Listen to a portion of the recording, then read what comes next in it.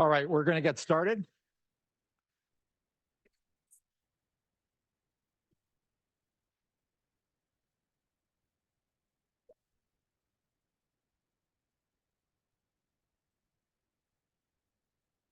We're recording, so I'm going to call this meeting to order. Good afternoon and welcome to the March 1st, 2024 regular meeting of the Regional Planning Committee. I am I'm Joe LaCava. Boy, I can't even get my name right the first time. This guy nervous or what? Chair of the committee and the representative from the city of San Diego. And before I move forward, I'd like to ask our interpreter to provide instructions on how to access the interpretation of the meeting. Yes, good morning. Announcement from the interpreter. To use the interpretation feature, please scroll to the bottom of the Zoom screen where the meeting controls are. Click on interpretation icon, the world, and select English as your language. If you're joining through the Zoom mobile app from a cell phone, tablet, etc., please press the ellipsis, then interpretation, and then choose your language. Finally, click on mute original audio to not hear the original Spanish low in the background. Headsets are available for interpretation. If you're in the meeting room, please check out a headset from the receptionist in the lobby. Aviso por parte del intérprete. Para hacer uso del servicio de interpretación, por favor desplazarse a la parte inferior de la pantalla de Zoom donde aparecen los controles. Haga clic en el icono de interpretación, el globo terráqueo, y seleccione español. Si está utilizando la aplicación móvil de Zoom desde su celular, tableta, etc., presione los puntos suspensivos, luego interpretación y luego el idioma. Si no desea escuchar el audio original en inglés en el fondo, por favor seleccione silenciar audio original. Contamos con auriculares disponibles para el servicio de interpretación. Si se encuentra en la sala de la reunión, por favor pedir auriculares con la recepcionista en el vestíbulo. Gracias. Thank you. Thank you. Gracias. I will ask our clerk, Ms. Francesca Webb, to confirm we have a quorum. Thank you, Chair. We do have a quorum. All jurisdictions other than the County of San Diego are present. And we do have one member who's participating remotely. Would you like me to go ahead and take care of that now, Chair? Vice Chair Martinez, we'll need you just to confirm some information before we proceed with the meeting. Firstly, if you could just please give us a general reason for your remote participation without disclosing any personal medical information. Sure, Tracy Martinez, and I'm ill today and do not want to expose anybody, but I'm appreciate being able to take this by Zoom. Thank you very much. And then if you could also please confirm that during the entire meeting, you'll be able to leave your camera on, although you may mute your microphone, and that there was nobody in the room with you that is over the age of 18.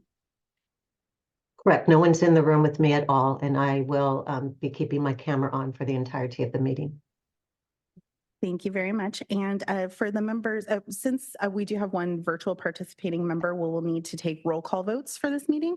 But for those in the room, if you could also use your voting buttons so that we can have that displayed on the screen as well. And Chair, I'll turn it back over to you. Thank you. Great. Thank you very much.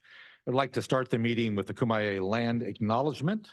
For millennia, the Kumeyaay people have been a part of this land. This land has nourished, healed, protected, and embraced them for many generations in a relationship of balance and harmony. As members of the SANDAG community, we acknowledge this legacy. We promote this balance and harmony. We find inspiration from the land of the Kumeyaay. I will now call the March 1st, 2024 meeting of the Regional Planning Committee to order. Please rise for the Pledge of Allegiance if you're able. Hand over your heart. Please begin. I pledge allegiance to the flag of the United States of America and to the republic for which it stands, one nation, under God, indivisible, with liberty and justice for all.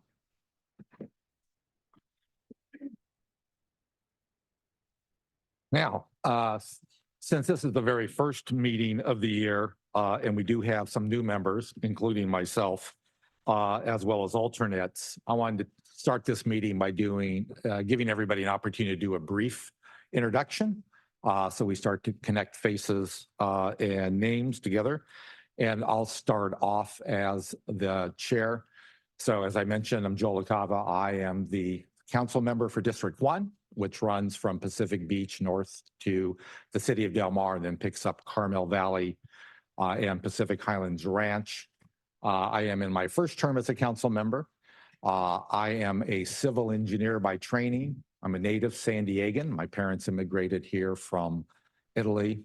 In addition to my city council roles, I am also chair of the San Diego River Valley Joint Powers Authority, and I'm also the chair of the board of San Diego Community Power, which serves several of the communities here in the county of San Diego. And ironically, I want to thank Chair Vargas for appointing me to this role. This is my first time at the Regional Planning Committee, so I'm very excited about this. Prior to being elected, I was a land development consultant, and so often dove into land development issues. And I think I had a brief stint as a consultant or sub-consultant to SANDAG in a prior life as well. So with that, we'll turn it over to Councilmember Dillard. Good afternoon. I'm Council Member Patricia Dillard for La Mesa, and I represent the East area. You gave a lot of background, and I'm a little bit more conservative about sharing a bunch of information, but I will let you know that I run a publishing company. I've worked with many clients here in San Diego County for many years. And I am semi-retired as well. I have 3 children who are all grown now, yay. And I still have one left in college. She's been in college for 12 years right now, because she got her undergrad, her PhD, and now she's in her MD. So we're still carrying on that saga.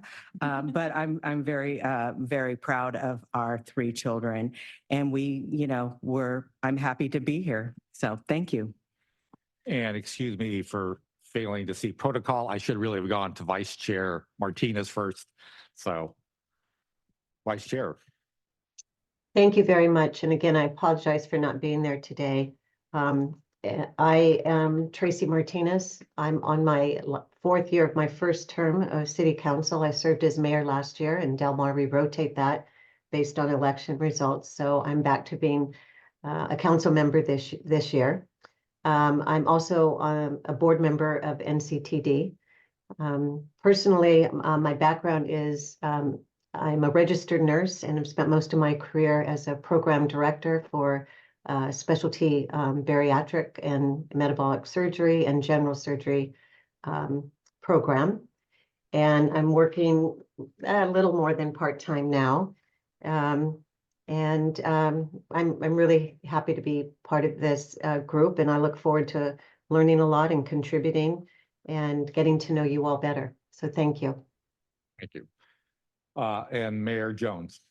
Thank you. Rebecca Jones. I was a 3-term council member. This is my 2nd term as mayor, so I'm in my 18th year of office.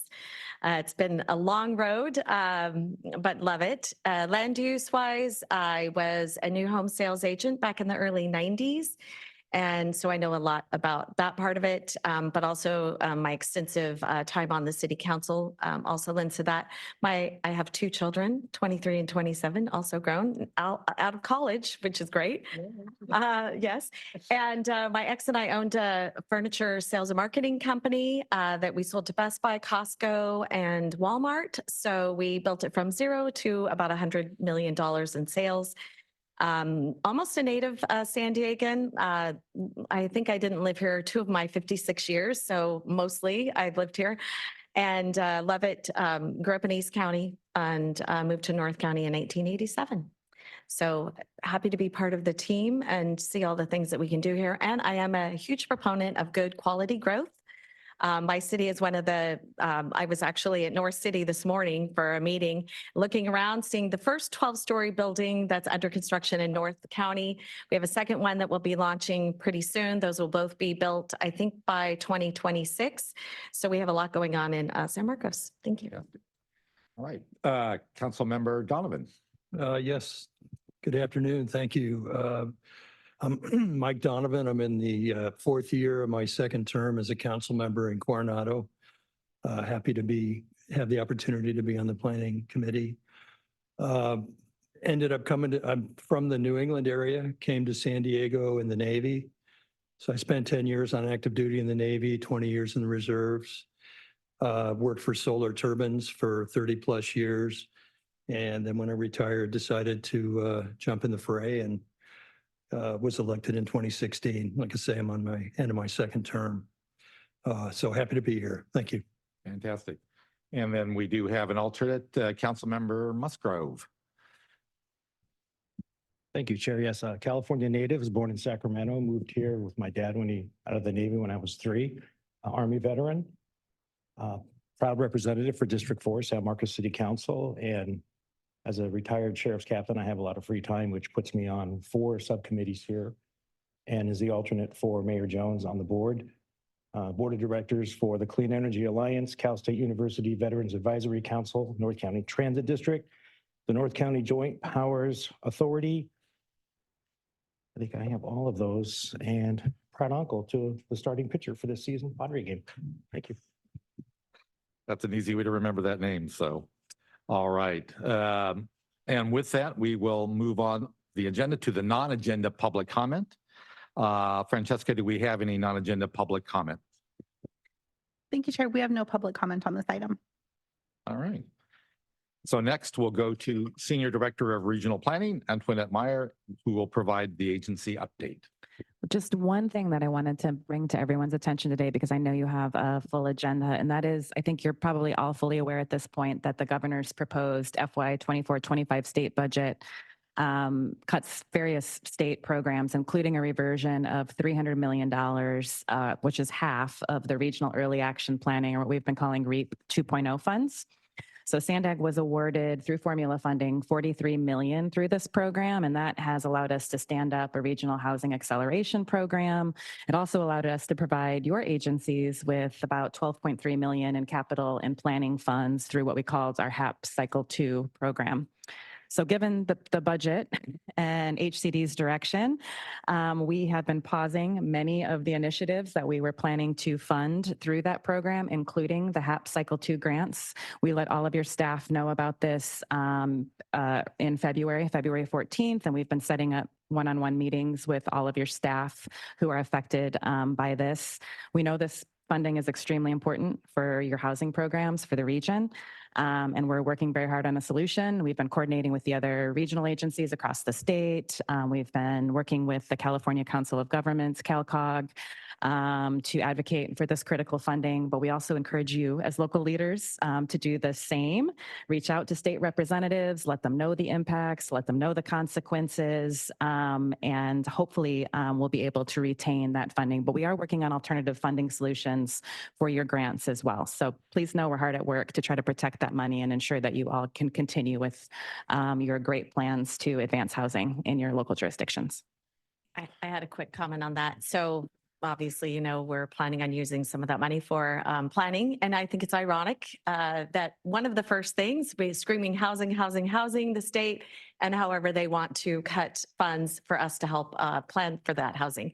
So I guess my question would be, could you make sure that you send out to the whole board of directors, which by the way, I forgot to mention that I'm on the board of directors, what's happening and how vital it is to send out a letter and maybe some draft points that you think would be important, because I think, you know, for all of us, if we really want housing, I'm talking about the state, they need to make sure that that is a priority. So thank you. Absolutely. Thanks.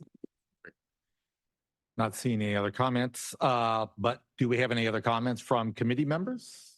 This is your opportunity. Not, yes. Right.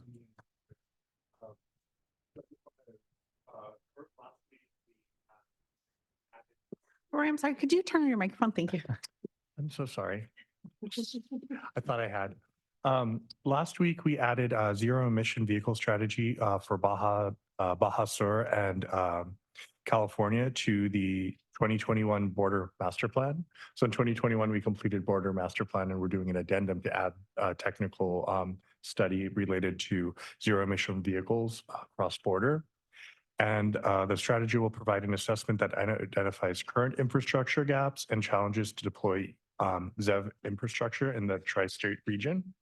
It'll also propose to implement policies and strategies, potential projects, and identify funding opportunities from transitioning passenger and commercial vehicles to ZEV in the region, and also assess the tri-state benefits of transitioning to ZEV. And then later this summer, we'll be providing the drafts from those findings to SANDAG and other committees, just informational to share those strategies. Another point is we also met with Baja California to discuss rail priorities, including connections between San Diego, TJ, Imperial, and Mexicali. So it's an ongoing conversation about the rail connections that are existing and how to utilize those for cross-border rail usage to help, again, with reducing vehicle needs and transporting freight and goods. So just quick update. Great. Thank you for that update. Not seeing any other updates. So thank you for that update. Thank you, Antoinette. And, oh, I'm sorry. I apologize. I just wanted to remind you that I also am a board member of MTS, and I may be switching hats from time to time if I want to speak on anything. Feel free and let us know which hat you're wearing. Okay. So thank you. it's always It's Bill's, but I'm not Bill. But yeah, just the two hats. yeah, fair enough. Thank you. All right. And I'll just run one.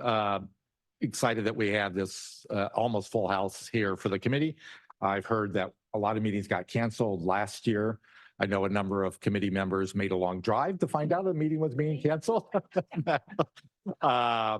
So every one of us has an alternate. So hopefully in the, what do we meet? Every other month, if I'm not mistaken, that we can always have. And if we can't make it, please let SANDAG know so that the committee members could be informed before they hit the road on that long drive. And thank you, Mayor, for the suggestion about writing to Sacramento on, especially on the housing aspect of that. So with that, not seeing any other comments, we'll move along to the consent calendar. Members, many of you are newly appointed and were not part of RPC last year. Wanted to take a moment to remind you that there is no requirement for you to have attended a meeting in order to offer corrections to and or approve the minutes from that meeting. So you do not need to abstain, but it certainly is your choice. So first, are there any members that would like to pull an item from the consent calendar? Not seeing any request. Francesca, do we have any public comment on the consent items? Thank you, Chair. We do not have any public comment. Okay. With the mayor, and do I have a second? Second. He beat you out just by right. All right, so we are going to do your voting traditionally way. So we do have a motion and a second to move the consent agenda as is. So please vote. Thank you, Chair. For the City of San Diego, Chair LaCava. Yes. The County of San Diego is absent. For East County, Councilmember Dillard. For North County Coastal, Vice Chair Martinez. Yes. For North County Inland, Mayor Jones. Yes. And for South County, Councilmember Donovan. Yes. Thank you. And that motion does pass unanimously with those members present. Okay. And I think everybody is familiar that for SANDAG staff, it's helpful to actually vote through the machine, but because somebody is remote, we also have to do the voice vote. So with that, we will take up reports starting with item 5, the 2025 Regional Plan Draft Series 15, Regional Growth Forecast, Regional and Sub-Regional Results. And I'll turn it over to Gregor Schroeder and Sarah Hudson to present this item.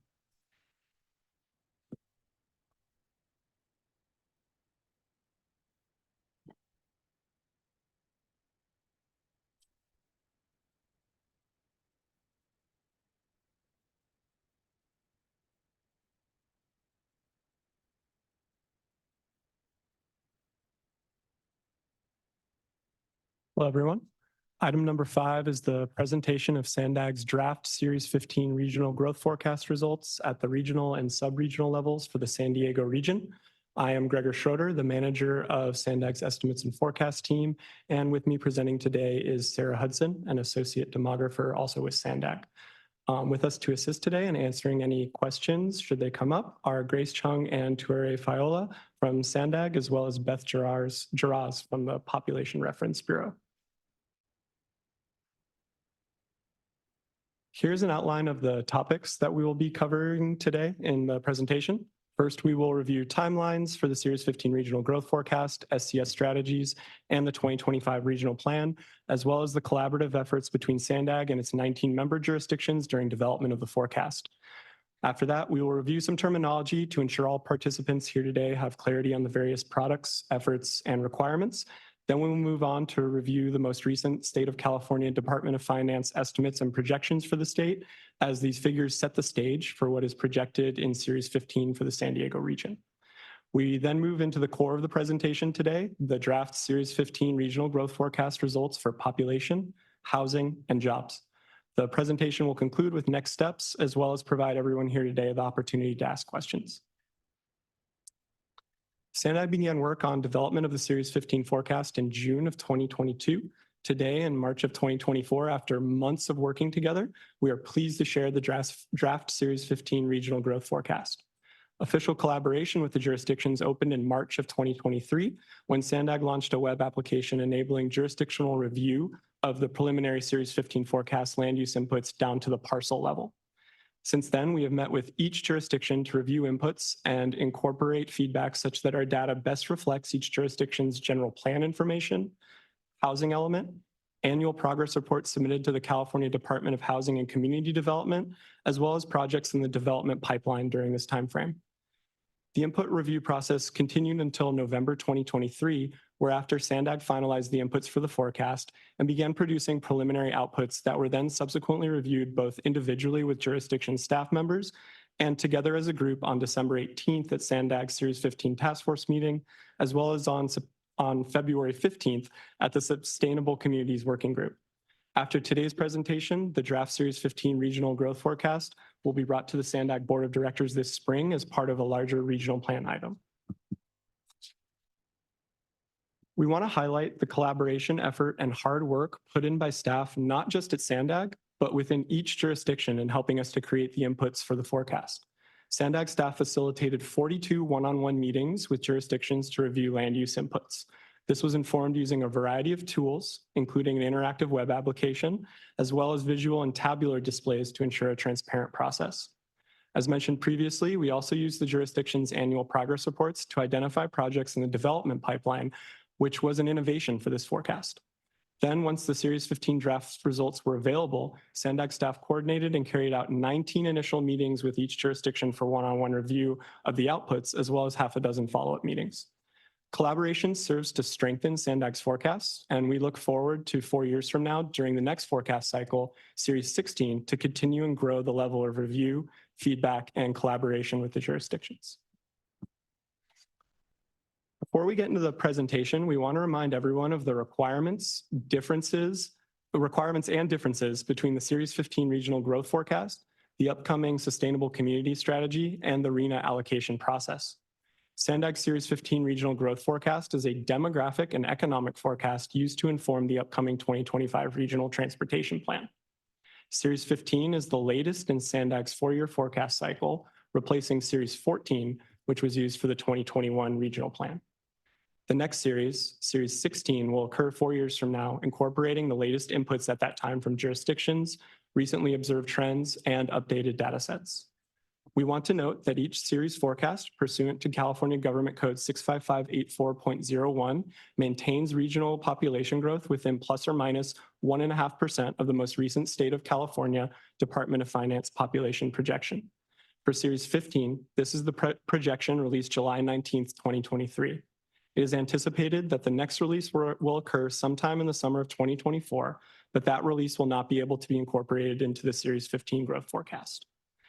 Moving on, the Sustainable Community Strategy is a planning scenario that shows alignment of transportation, housing, and land use that supports meeting SANDAG's GHG emission reduction targets set by the California Air Resources Board per SB 375.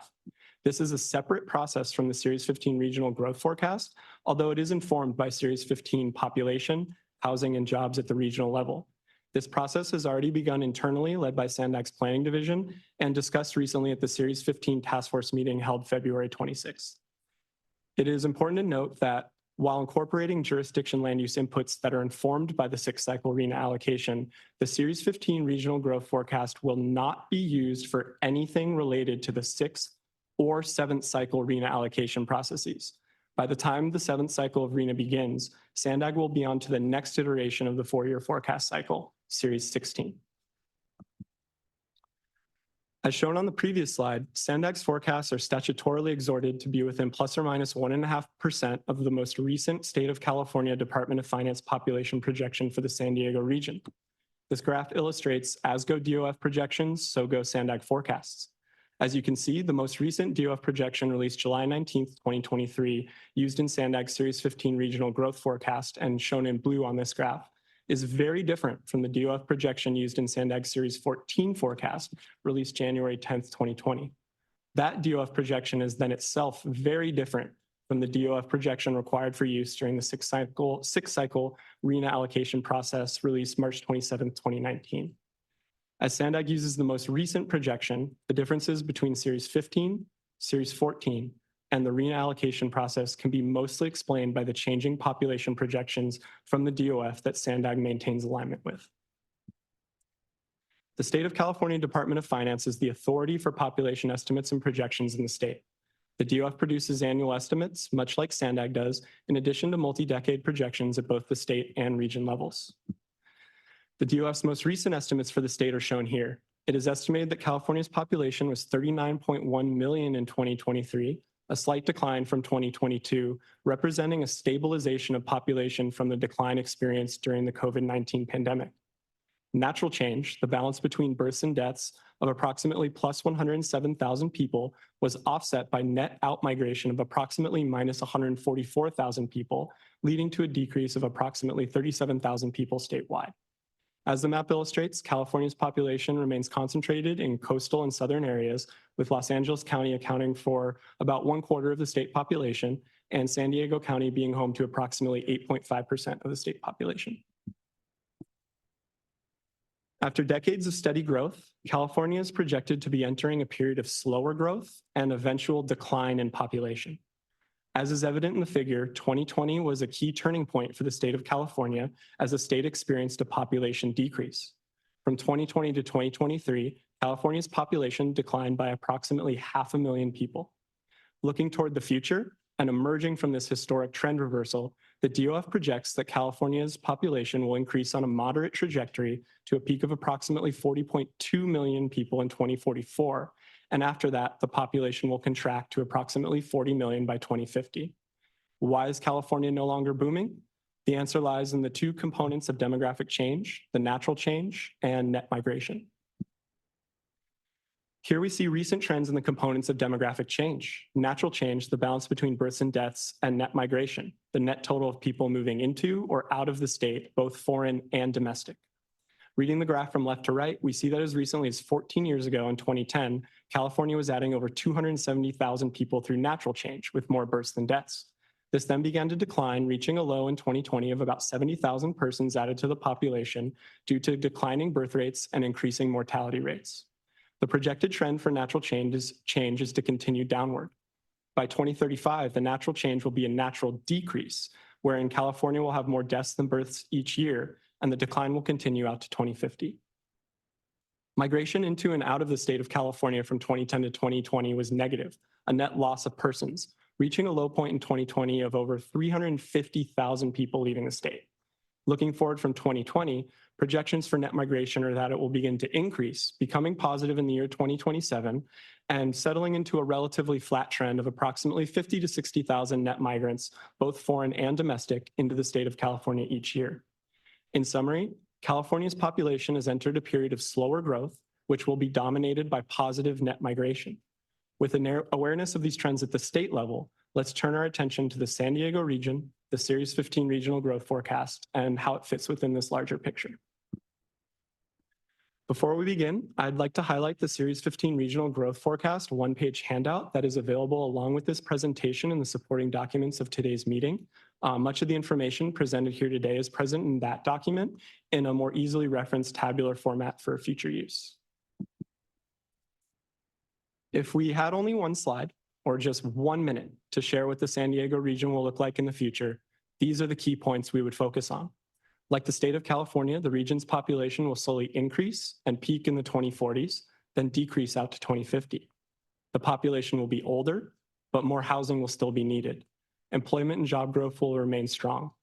Fortunately, we have more than one slide and more than 1 minute today to share. So Sarah Hudson, our associate demographer, will do so now. Good afternoon, everyone. Thank you, Gregor, for the introduction. We'll now review draft Series 15 Regional Growth Forecast results for the San Diego region.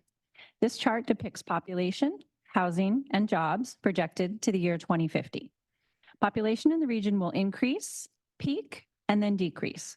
Over the next 20 years, the region's population is projected to increase from 3.29 to 3.43 million, gaining approximately 145,000 people. Then from 2040 to 2050, population is projected to decrease slightly to 3.40 million. This trend for the region closely mirrors the state projections we just reviewed. Population in the region will be older, as the median age is projected to increase from 36 to 42, and there will be more older adults and fewer children. We'll look more closely at the details of population in upcoming slides. The San Diego region is projected to increase both housing units and the number of households over the life of the forecast, especially in the early years as housing units that are already in the development pipeline are built. Approximately 200,000 housing units and 170,000 households will be added. More housing units allows for the number of households to increase by alleviating existing unmet housing need and allowing more individuals to form their own household.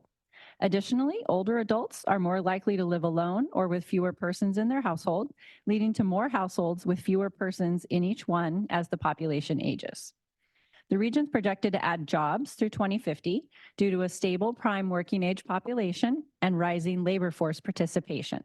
There are two categories of jobs: wage and salary and non-wage and salary. Wage and salary jobs are tied more to jurisdictions' inputs and land uses, as these jobs tend to be associated with employers with physical workplace locations. In contrast, non-wage and salary jobs, such as within the gig economy or self-employed, are more tied to population, and combined, these two types equal total jobs. In the chart, wage and salary jobs are shown separately from total jobs. This will aid comparison with jurisdiction-level wage and salary jobs later in the presentation. It's important to note we present jobs, not workers, and a worker may have more than one job. And we'll now turn our attention to the demographic details of how the region's population will change over time. Presented here are the components of change for the San Diego region. As mentioned earlier, population change is composed of births, deaths, and migration. Notice the trends shown here for the San Diego region closely mirror the trends for the state because regional projections are guided by and tied to state projections.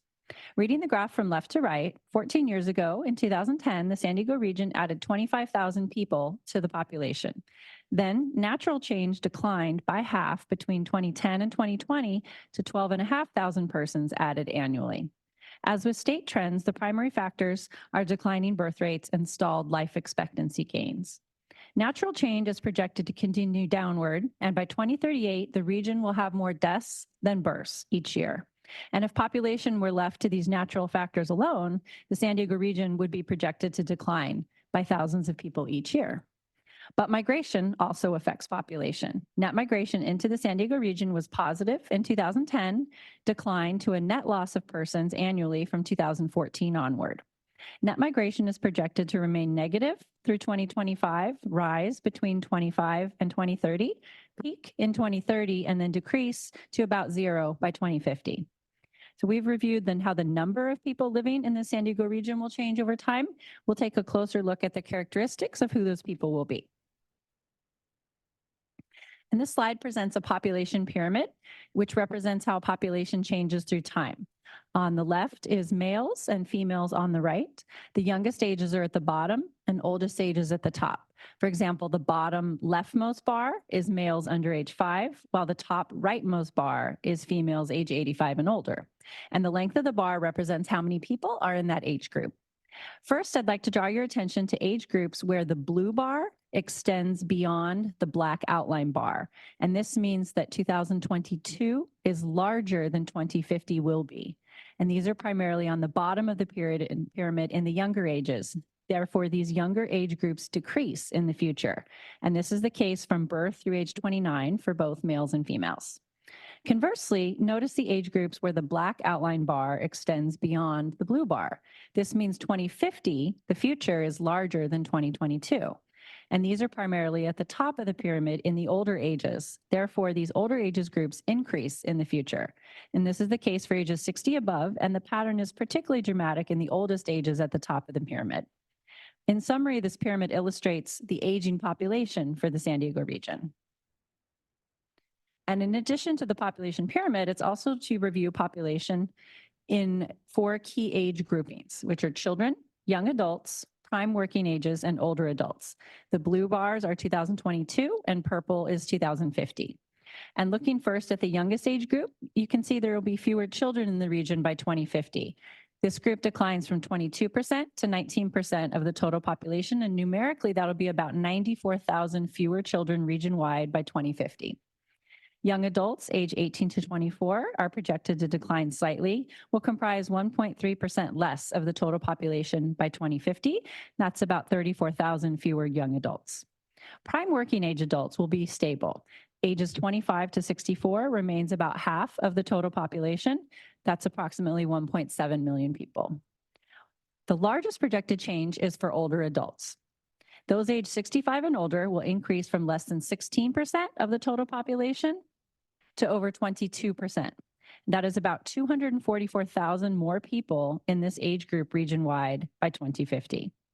In summary, the Series 15 forecast for population in the San Diego region depicts a future much different than today in terms of the age composition.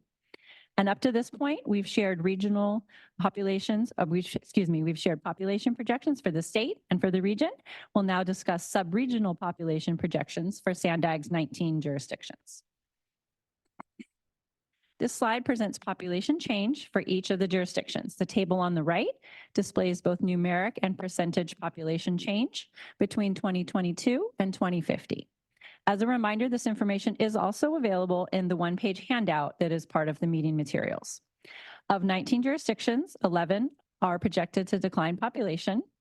3 jurisdictions are projected to increase population by 1% or less, while 5 jurisdictions are projected to grow by 5% or more.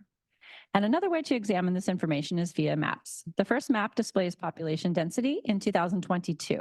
We'll cycle through a sequence of maps to illustrate where population growth is projected to occur. As 2022 fades away, notice areas of bright orange appearing, and this reflects projected population growth. There's noticeable clusters in Chula Vista, San Marcos, as well as downtown San Diego, Kearny Mesa, Mission Valley, Sorrento Valley, and near the international border. Lastly, the final map illustrates projected population density in 2050. And we'll turn next to housing for the region. The graphic illustrates the gap between population and housing growth experienced in the San Diego region.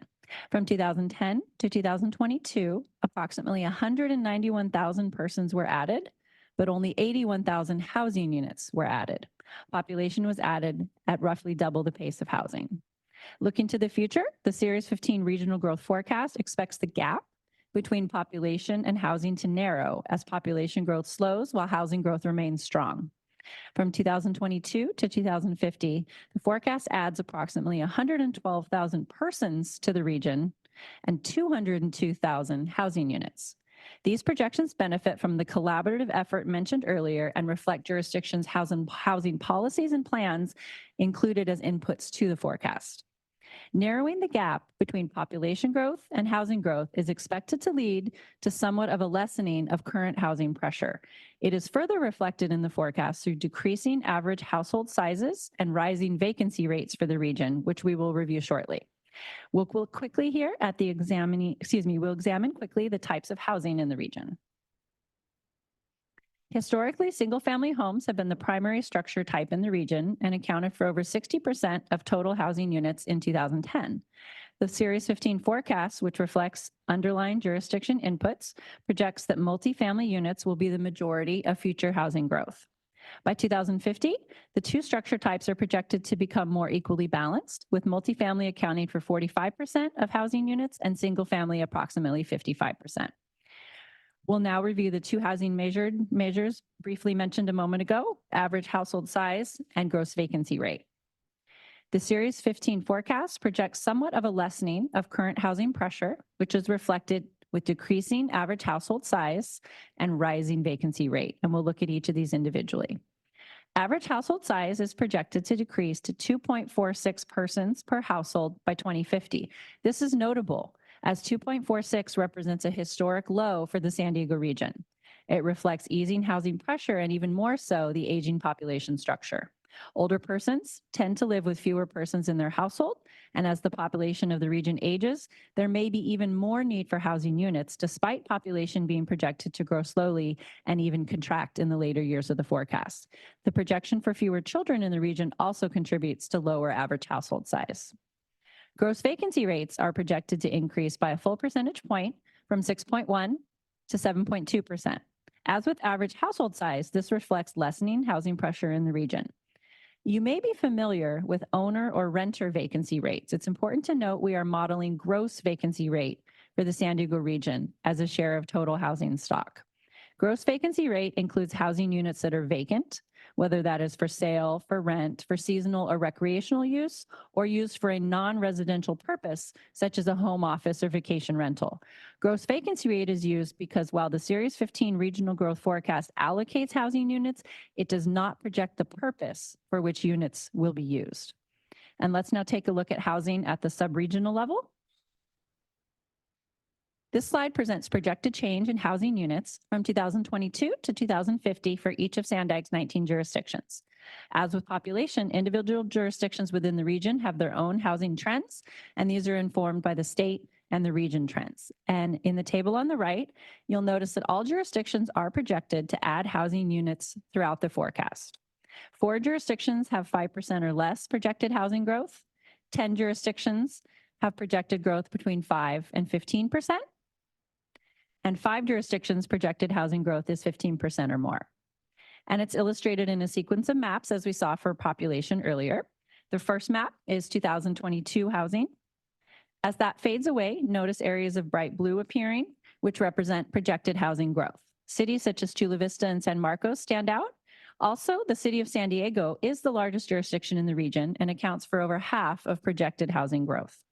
This is reflected on the map in neighborhoods such as downtown San Diego, Mission Valley, Kearny Mesa, and the university area near UCSD.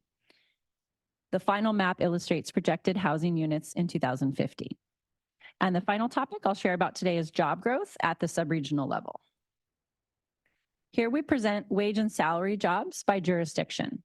Non-wage and salary jobs cannot be presented for jurisdictions. This is because wage and salary jobs, as mentioned earlier, are tied more to jurisdictions' inputs and land uses. These jobs tend to be associated with employers with physical locations, whereas non-wage and salary jobs, such as the gig economy or self-employed, are more tied to population.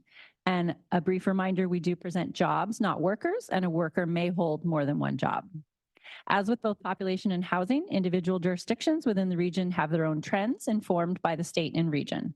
All jurisdictions are projected to add jobs throughout the forecast, reflective of each jurisdiction's inputs and the regional trend for job growth due to the stable prime working age population and rising labor force participation rates. The cities with largest percentage of job growth are Imperial Beach, Chula Vista, Oceanside, and San Marcos. The first map displays 2022 wage and salary jobs. As that fades away, notice areas of bright purple appearing, representing projected job growth. There's clusters in the cities mentioned above, as well as downtown San Diego. And the final map is projected wage and salary jobs in 2050. And this concludes my portion of today's presentation. Thank you for your time and attention, and I return the floor to Gregor to wrap it up. Thank you, Sarah.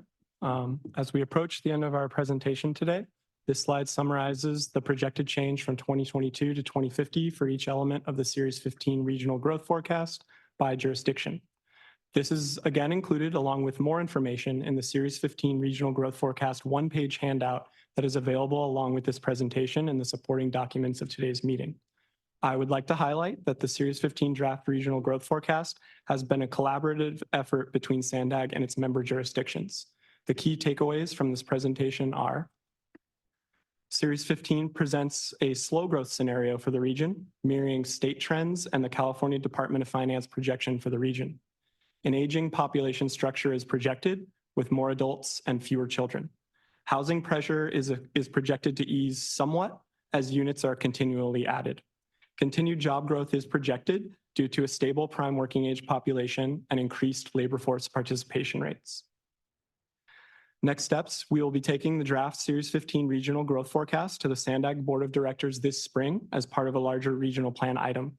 We would like you to share this presentation and the one-page handout provided in the supporting materials to all relevant staff and elected officials in your jurisdiction in anticipation of these meetings, and encourage you to ask if there is anything else needed from us to make that sharing process easier at this time. This concludes the presentation of the Series 15 Regional Growth Forecast.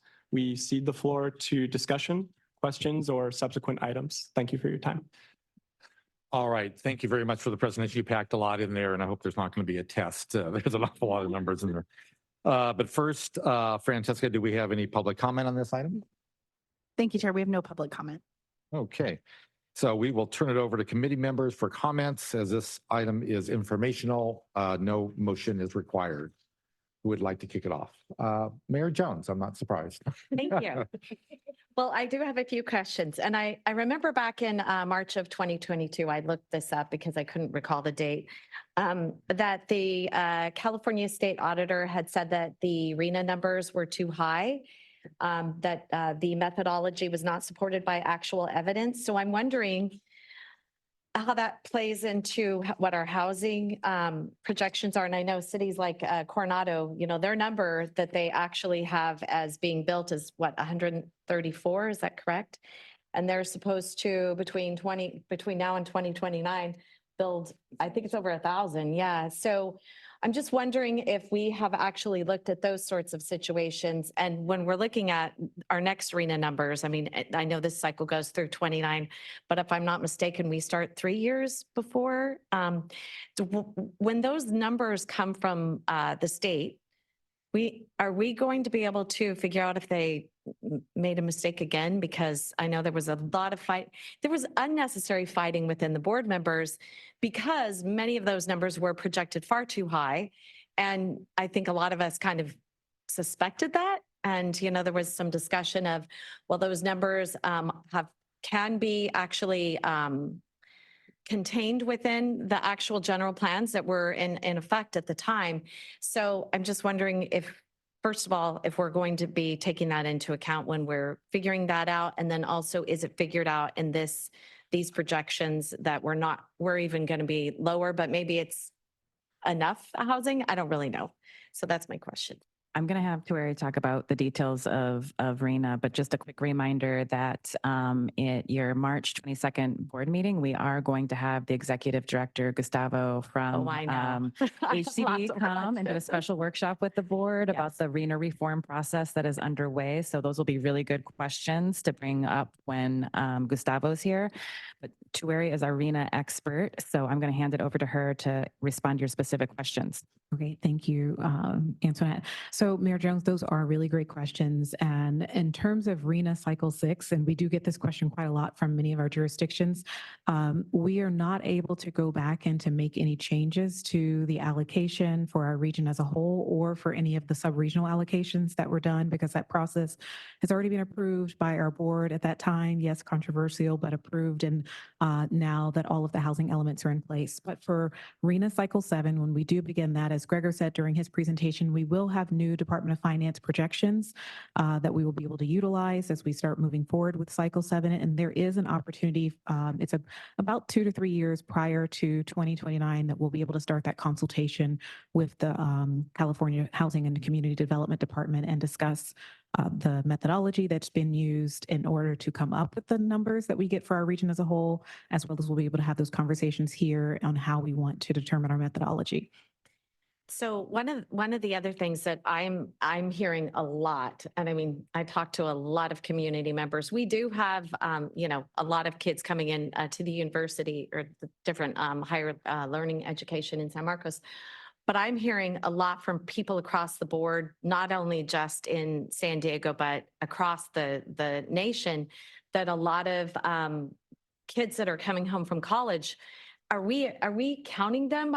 Is there a way to even track what's happening with that trend? Because I'm seeing and hearing of a lot of multi-generational, not just with, what people tell me, but really what actually the development community is saying too, that people are specifically looking for those multi-generational housing units, which honestly isn't going to cut it when you're talking about attached housing.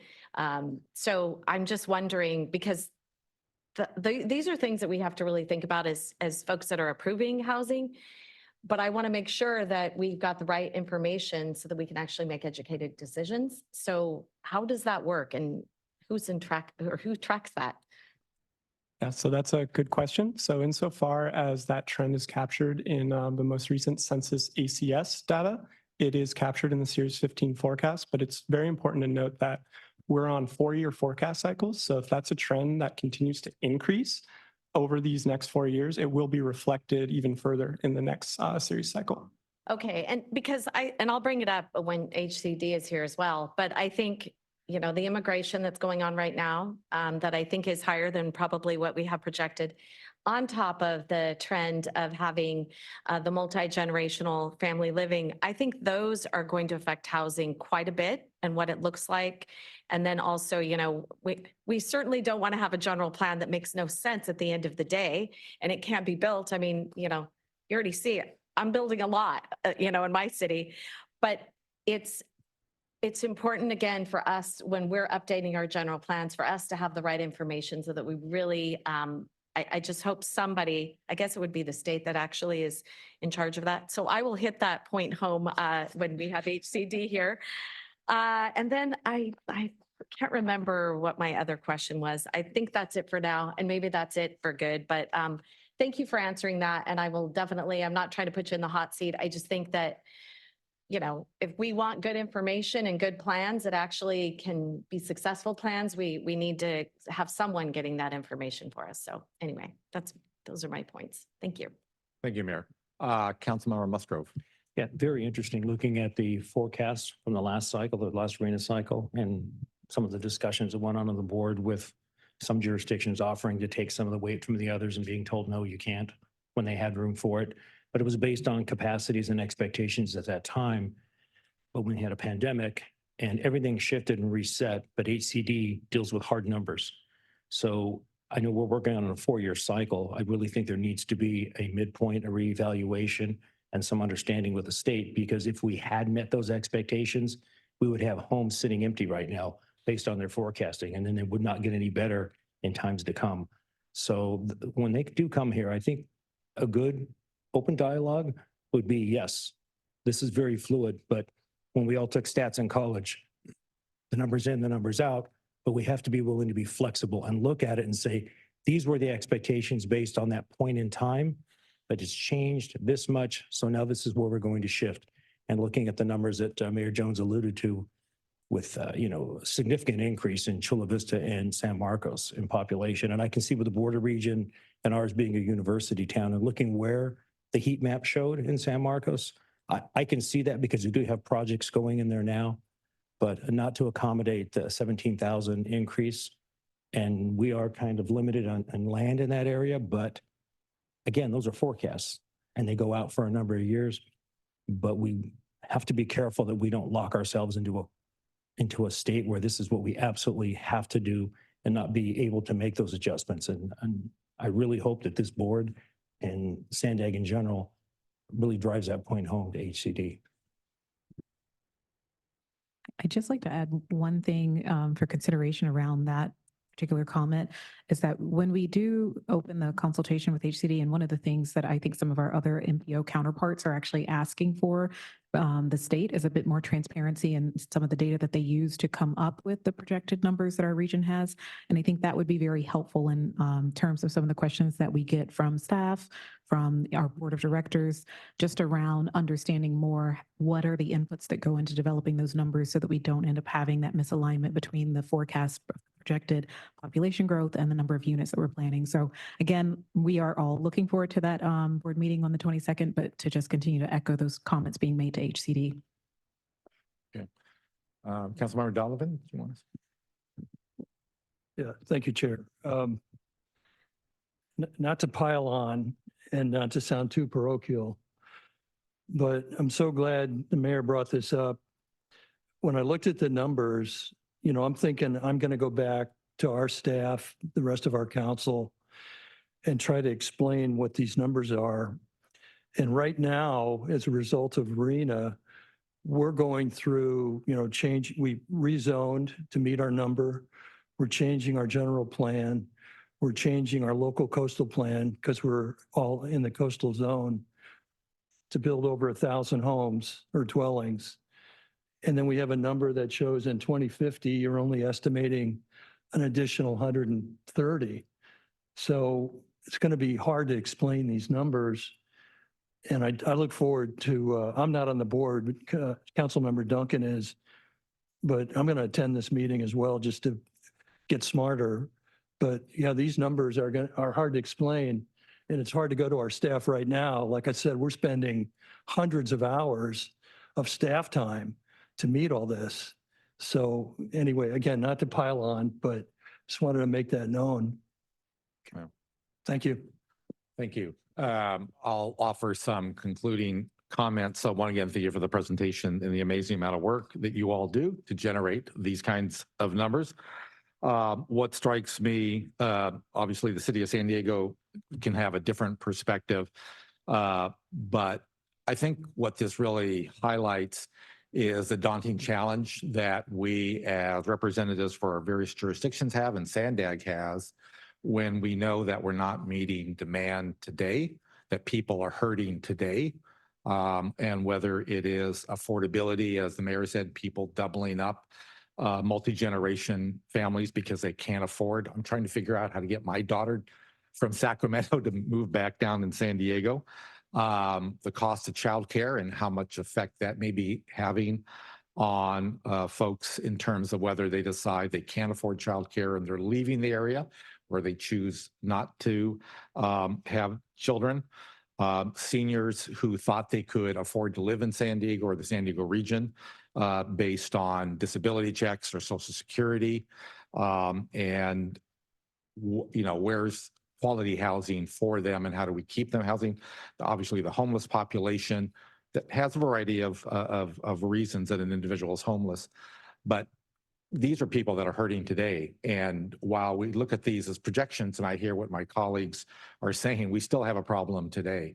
And that disconnect between that apparent disconnect from the RENA numbers to these numbers doesn't help our conversations going forward.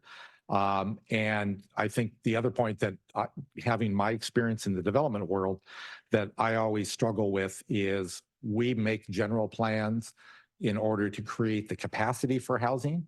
And then we leave it to the private marketplace to actually build the housing. And we don't get to control that. There are so many other factors.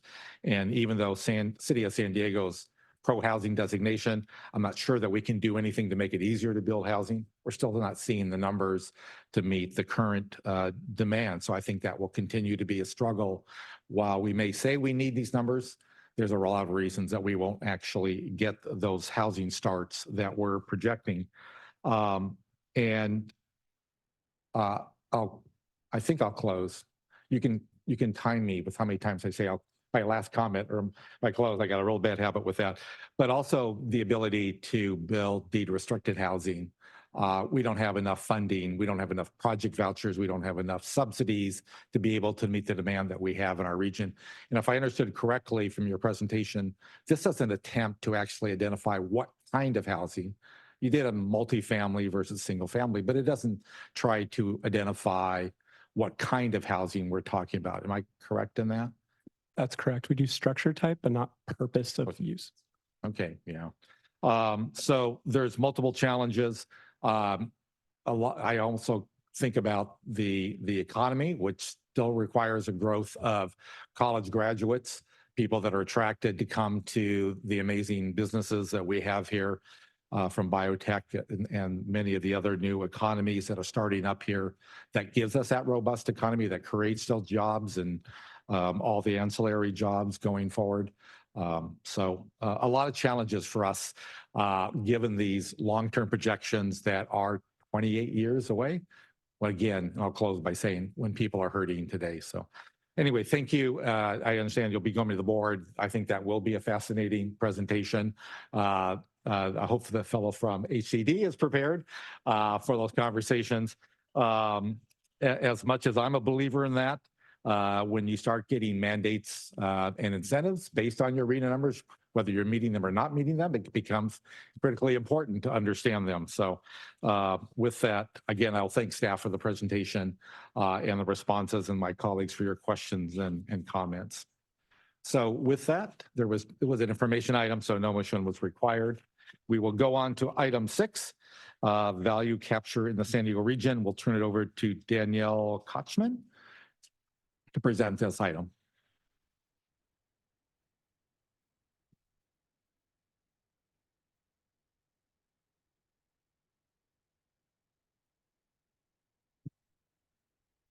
Thank you, Chair and members of the committee. My name is Danielle Coachman. I am the Manager of Strategic Partnerships in the Planning Department at SANDAG. Here today to talk about a land value capture study that we recently wrapped up. And to give you an overview, land value capture is a concept that has a collection of tools that can increase the public benefit that comes from public infrastructure investments. So it's a tool for funding and delivering projects. All that housing that the housing needs that Gregor and Sarah were just talking about, this is one of the tools that can help make that a reality. So why did we do this? Why did we do this study? We originally grew interest in the topic a few years ago. At the time, SANDAG was exploring a central mobility hub at Navor. And that area, the Midway area, is a prime candidate. It's an area that is would benefit a lot from some land value capture potential. And while that application isn't relevant today, we continue to find these examples where land value capture could help us really grow some benefit in our region for our housing and infrastructure needs. And so as part of the Housing Acceleration Program, we initiated this study and created some tools and began to provide a space that we could share best practices with jurisdictions and provide some technical assistance for those jurisdictions that are considering land value capture. So as I mentioned, the study was initiated as part of our Housing Acceleration Program. It focused on how SANDAG and our partners, including the jurisdictions and also the transit operators, could help both advance housing goals and also generate some revenues that could implement regional plan projects. We've been taking this study to our different policy committees and working groups over the last few months and have gotten some feedback and also been able to gauge the interest of our member agencies. And we're happy to be here today to hear from you all about your interest and get some feedback on this study as well. So to explain the concept a little bit better, this graph shows the cumulative costs and land values on a piece of land. So imagine a vacant piece of land in an urban area. Right now, there's no development plan, there's no infrastructure that is currently built. So the land actually isn't worth a whole lot. This is on the far left-hand side of this figure. But over the past decade, planning agencies like SANDAG have been exploring a new transit rail alignment that would serve this area. And now the project has gone through environmental, it's gone through some of the design. And then once the project is complete, we know that the value of that land is going to increase. And so the vacant land, now there'll be a transit station that's at less than a quarter of a mile away. And so the lucky owner is about to become wealthier as a result of this public investment. So if we put the correct governance structures in place, a portion of that increased value can be returned to the public agencies that are responsible for making that investment, and that can be reinvested in the community. So while my example used to demonstrate the concept used vacant land as an example, it's also applicable to redevelopment. So this shows the 5 different instruments that we reviewed as part of this study. These are examples that are used in California, and all of these are within the existing authority of our local jurisdictions. So the first 3 instruments listed here are essentially an assessment on new development, and the proceeds can be used to fund public investment. The 4th one, the tax increment financing, that one's a little bit different. That one actually diverts property tax revenue. So it's not an increased percentage, but we're diverting it. And you can actually borrow against future revenues that would come about from making that investment to fund it in the first place. So you can use it as a financing technique. And then the final topic, it's joint development. The final instrument is joint development, which is a little bit different than the other value capture, but this is an example for a publicly owned parcel of land. So if you look at, MTS and NCTD own a lot of land around the transit stations, and they can use that and lease it out to generate revenue. We have a great example of this at our Morena Linda Vista station on the Green Line. And it not only generates revenue for MTS, but also helps to advance some of the region's goals by having that mixed-use transit-oriented development on a major transit corridor. So when we initiated this study, we looked at a few different case studies. We looked around the state, but then we also looked at some other national and international examples to evaluate best practices. So this was the one case study that's most applicable for us. It's, within the state, it's in the Bay Area. And the Salesforce Transit Center, this project included the demolition of the old Transbay terminal and also built a new transportation hub, bus terminal, rooftop park, and adjacent private real estate development. Future phases of this project will also accommodate an extension of the Caltrain commuter rail and eventually California high-speed rail. So this is a great example of a mega project. It used multiple value capture tools. It used that tax increment financing and also a community facilities district as well. And part of the success of this project recognized that leveraging multiple value capture instruments can really fill that gap of revenue that isn't there for the project when we have a deficit. And we also learned how important it is to have early collaboration between all the stakeholders to really provide the best outcome. So we can have housing and transportation agencies working together to meet multiple goals. So after we reviewed all the case studies and learned some best practices, we began to develop some tools that jurisdictions could use to evaluate opportunities in their respective cities. So this is the value capture screening tool. It's a 2-phase evaluation. So first, you use the tool to determine whether or not the project is a good candidate for value capture. So you end the first phase with a yes/no answer. If your answer is yes, you move on. If it's not, you're done there. But if yes, you go to the second instrument, which begins to look at all the different tools and generates how suitable they are. So you get a score that tells you for the different tools how effective would each be at generating revenue for that project. We also developed a similar tool for the joint development screening. And so this one has questions about eligibility and suitability. It's just one tool, but it has questions that help you evaluate the opportunity and determine how viable the site is, considering the different physical and regulatory constraints and whether the market would support development at that site. So we wanted to test these different tools using examples from our region. So first, we looked at a potential future Purple Line station, and we selected this area because the Kearney Mesa specific plan has a lot of potential growth in that area. So it was a good candidate to see how the tool would work. We suspect that a future Purple Line would have a station in Kearney Mesa, and so everything kind of aligned, and we wanted to see what it looked like.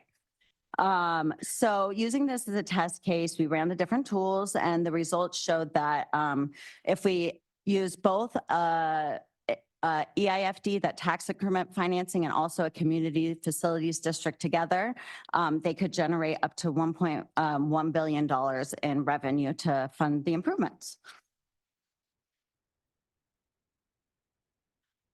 For our joint development assessment, we looked at the Tecolote station on the Blue Line Mid-Coast extension. The proposed development would be consistent with the Morena Corridor specific plan. And we looked at a few different inputs to determine whether or not there would be residual value. So what that means is, would there be market for this to pencil out for developers with these different inputs? And so we ran a couple tests and were able to figure out at the thresholds of when it would not work out for developers to want to lease that site. So wrapping up everything we learned from the previous steps of this study, we developed some implementation strategies with some recommendations of how we could continue the momentum to generate more value capture in the region. This is tools, these aren't new. They're not new to the region. We have examples. We have EIFDs in Otay Mesa, and I know the city's looking at one in the San Diego River area.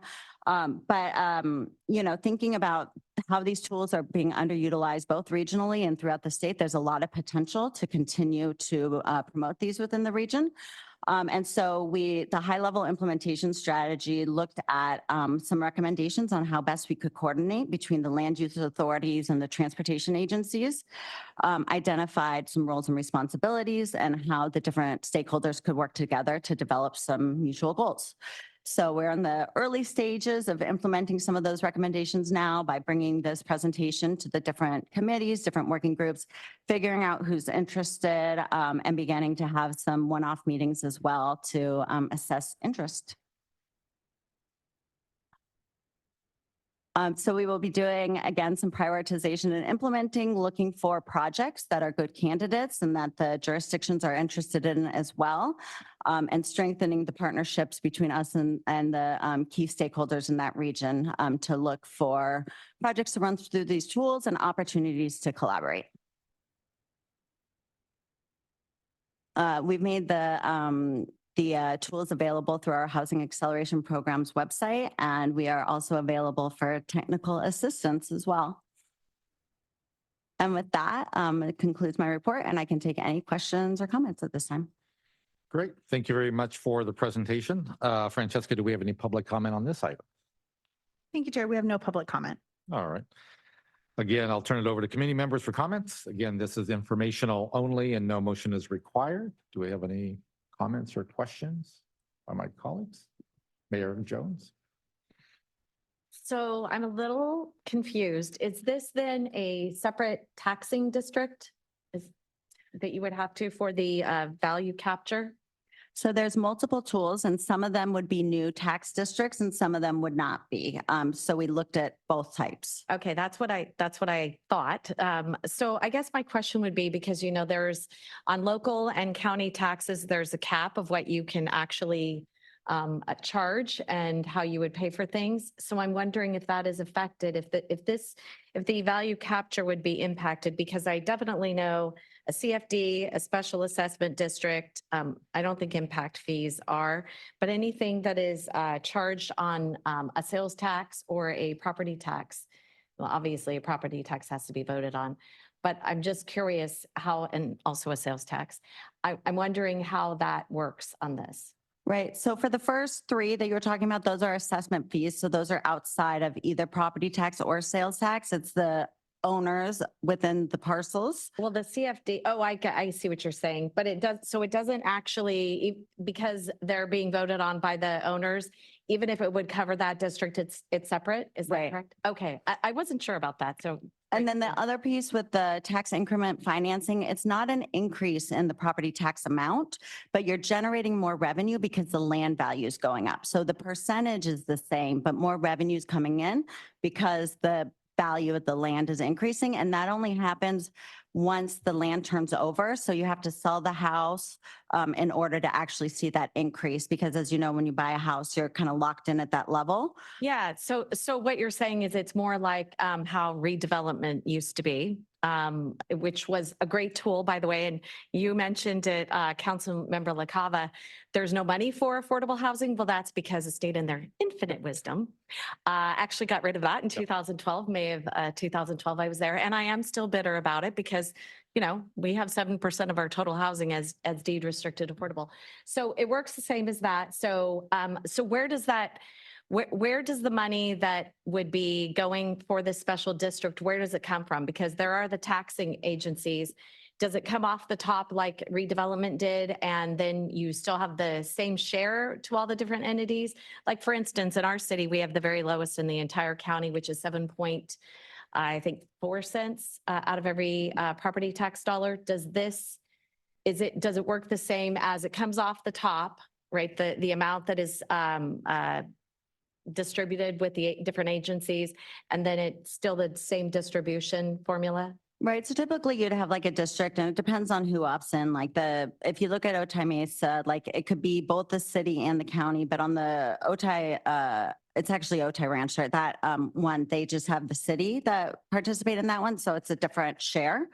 But yeah, so basically what the property value is when you began the EIFD, you lock that in, and then the amount that comes over that is available to go back to the district, or you could actually borrow against future planned increases in the revenue, because you would forecast out how much you expect the property values to increase.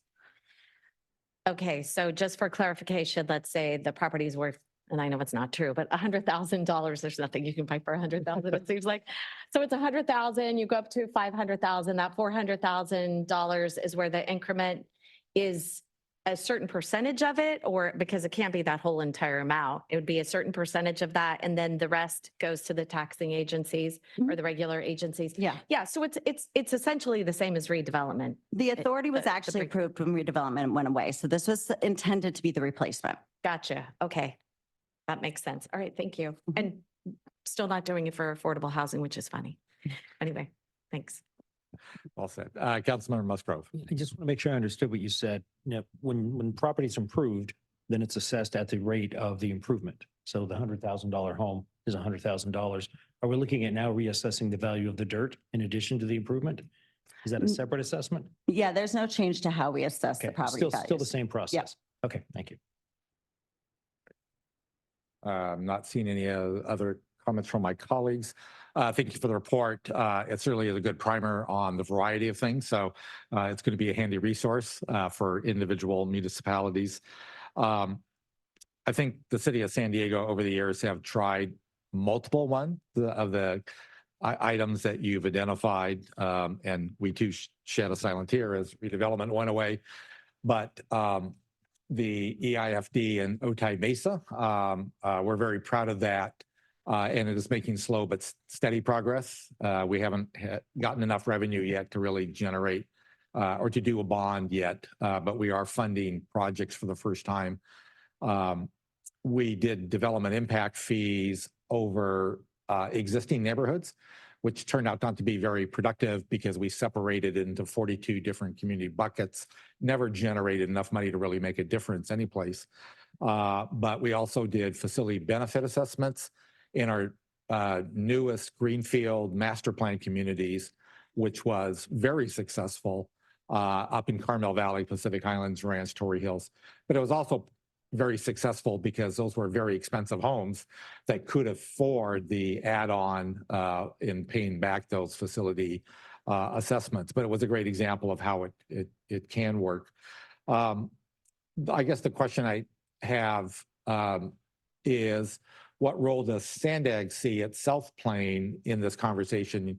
You talked about a coordinating agency. Was that the 18 municipalities or the county?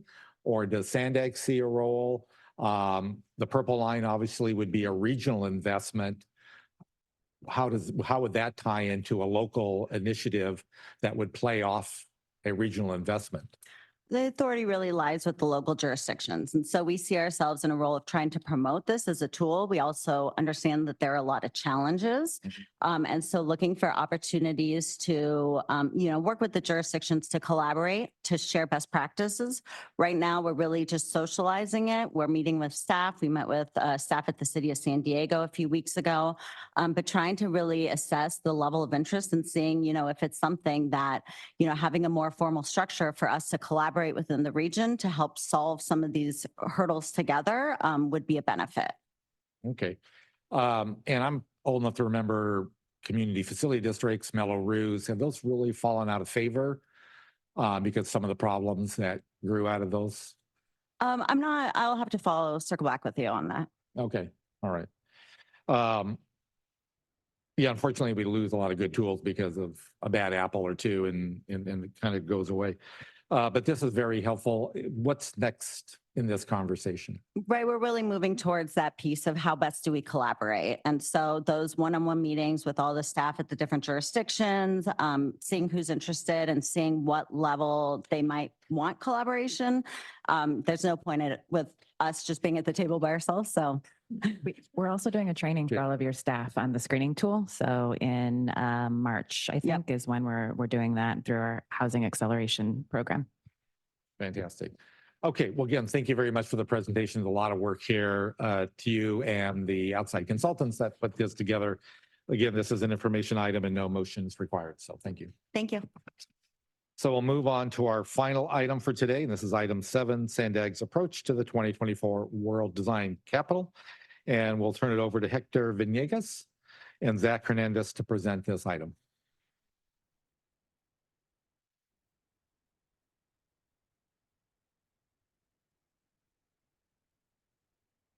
Good afternoon, Chairman Lakawa and members of the committee.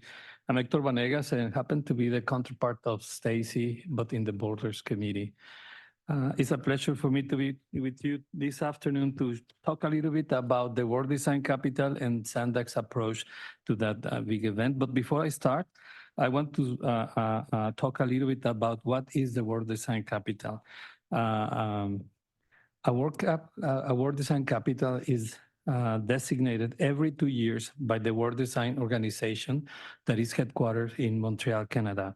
And it recognizes cities for their effective use of design to drive economic, social, cultural, and environmental development. Through a year-long program of engagement, the designated city showcases best practices in the use of design to influence sustainable urban policy, innovation, and quality of life improvements. The World Design Organization has designated the San Diego-Tijuana region as the World Design Capital for 2024.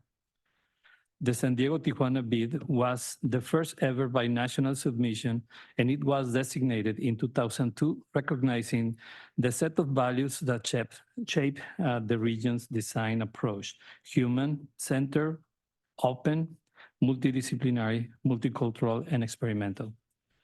Previous World Design Capital include Torino in Italy, Seoul in South Korea, Helsinki, Finland, Cape Town in South Africa, Taipei, Taiwan, Mexico City, Lille Metropole in France, and the last World Design Capital was Valencia in Spain. For 2024, the other finalist was Moscow in Russia. And following San Diego, Tijuana, the designated capital for 2026 is Frankfurt, Germany. The designation offers our region a significant or unique opportunity to highlight who we are as a region, how human-centered design has manifested in ways that create a binational community like no other in the world, and catalyze new advances for our region. Now going into our report, on December 10th of last year, our Board of Directors adopted Resolution 2024-13 to celebrate this designation. The resolution describes our region as the 18 cities in the county of San Diego and the native tribes north of the international border, but also acknowledge the 3 municipalities south of the border because we share not only strong cultural ties and historic roots, but one of the largest cross-border communities in the world. The thousands of San Diegans who find in Mexico access to affordable housing, medical, and other services to have a dignified lifestyle. And those thousands of San Diegans return to San Diego every day. And the preparation of the 2025 regional plan coincides with this with this World Design Capital. The report that we included in your agenda, you can see the three proposals that make up the approach of SANDAG to the calendar of events of the World Design Capital. In a way, the three concepts are already part of the development of the regional plan, and I will refer to the first one. The Cross-Border Connections, a summit of San Diego and Tijuana leaderships. That is envisioned to be a coordinated event that will include the regional annual joint meeting of the SANDAG Borders Committee, the COBRO, which is the working group, the Committee on Binational Regional Opportunities, the Office of the Consul General of Mexico, and the state and municipalities of Baja California that has been held annually since 2008. We plan to hold this year annual joint meeting in conjunction with the Network of the Cities, which is the event where the World Design Capital brings its delegates and representatives from previous designated and other cities in the world. The exciting part of hosting these leaders is to hear real firsthand experience of how these regions successfully elevated design and design thinking to new heights. For SANDAG, the implications are significant as we play a big role in designing and building key pieces of our region's urban form. The summit is planned to bring about that dialogue and inspire us to think broader about design and in the context of regional planning. So I will stop my report here and will let my colleague Zach to share the other concepts included in your report. Yeah, thank you, Hector.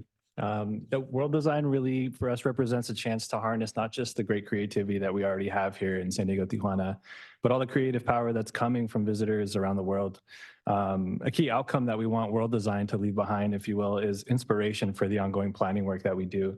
And this means thinking and going beyond the typical in a lot of ways. And sometimes our process tends to focus on just business, planning, engineering, financing, et cetera, public benefits, increasing ridership, reducing VMT, GHG, all the necessary things. But sometimes as a result, the public space that we create with the infrastructure that we're implementing can sometimes lack a sense of place and identity and intention.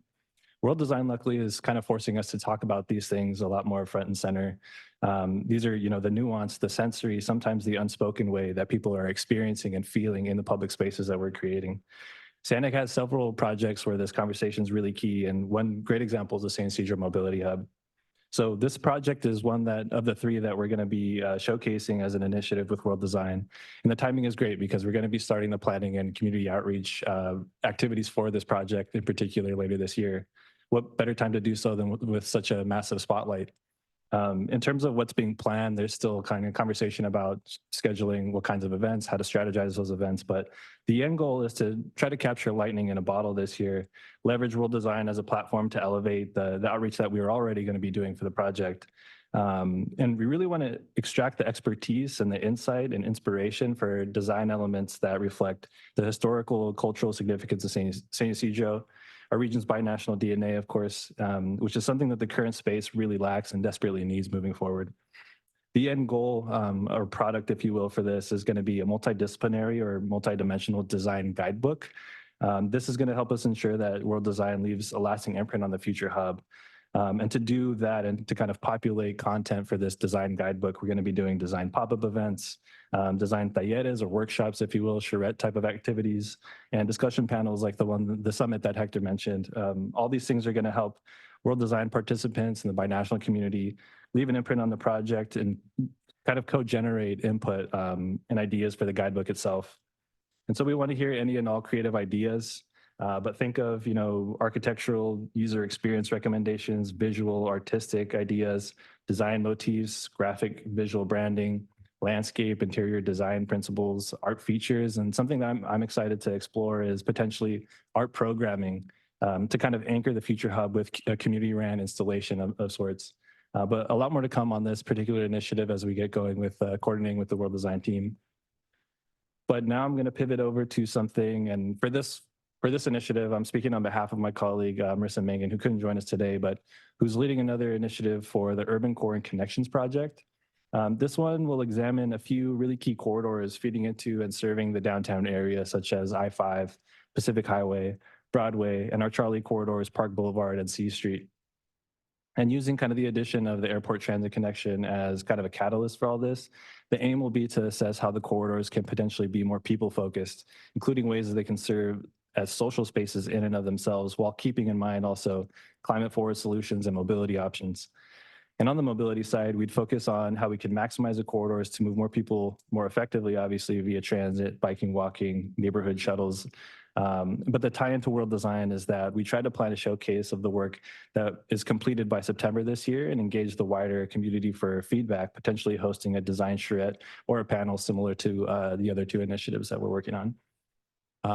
But with that, that kind of concludes a quick recap of what we're doing with World Design Capital, but we're happy to answer any questions. All right, thank you for the presentation. Francesca, do we have any public comment on this item? Thank you, Chair. No public comment on this item. All right. Again, we'll turn it over to committee members for comments. It is an informational item and no motion is required. Any questions or comments? Not seeing any. Oh, Mayor Jones. Thank you. I didn't want to say anything. I was hoping someone else would want to talk. I love the design. The only comment that I would make, and I guess maybe it's a comment and a question, it looks amazing. I mean, really fancy and beautiful, and I think it deserves that. I guess my question is always about funding. And so where are we looking for the funds for this entire project? And is it going to be, since it's a cross-border benefit, is it going to be everyone put something into the pot? I don't really know. I can take that one. I don't really remember the answer to this question. Yeah, so we were very intentional about selecting projects that we were already working on and not adding any additional work, since there was no funding that came from World Design Capital to support these initiatives. So we have a couple of grants that are supporting the work for the San Ysidro Mobility Hub. One the board accepted actually last meeting. Last meeting, yeah. Correct. Yep.